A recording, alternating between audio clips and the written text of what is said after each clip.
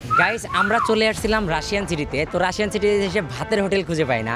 তো আমি খুব খোঁজার পরে যে ভাতের হোটেলটা পেলাম সেটা হলো ফুড প্যারাডাইস হোটেল অ্যান্ড রেস্তোরাঁ। তো এটাই কিন্তু একমাত্র মানে ভালো মানের ভাতের হোটেল আর কি।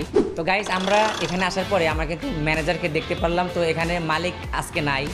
তো যাই হোক আমরা ম্যানেজারের সাথে কথা বলে ওনার কথা খুব ভালো লাগলো যে ওনার কিছু খাবার আছে যেগুলা এখনই স্টার্ট আছে আর সামনে কিছু নতুন খাবার কিন্তু আসবে।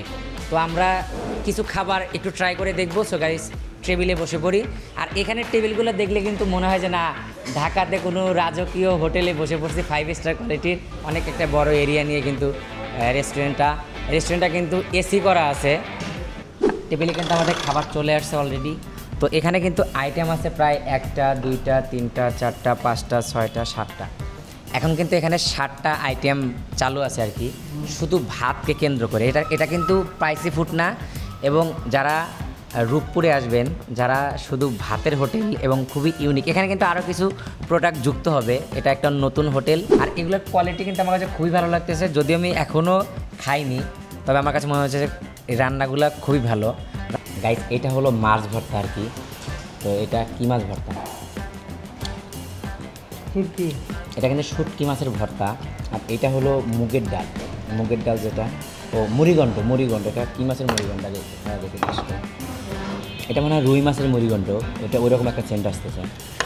হাঁসের কালা বোনাও হবে গাইস, এখানে কিন্তু হাঁসের কালা বোনাও হবে। পাপ্তা মাছ কত করে পিস? 3 পিস 120 টাকা। 3 পিস 120 টাকা কিন্তু। এটা কিন্তু খুবই রিজনেবল প্রাইস। আমি মনে করছিলাম হয়তো একটু বেশি হবে এরকম প্রাইসটা।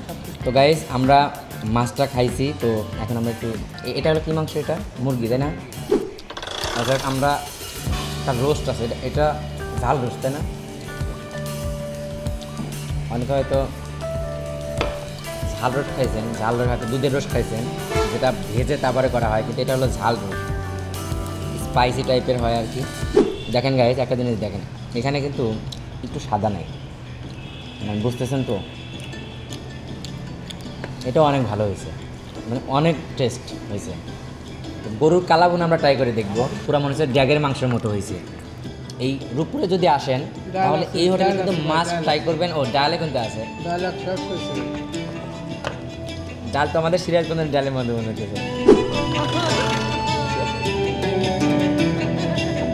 সেই স্বাদ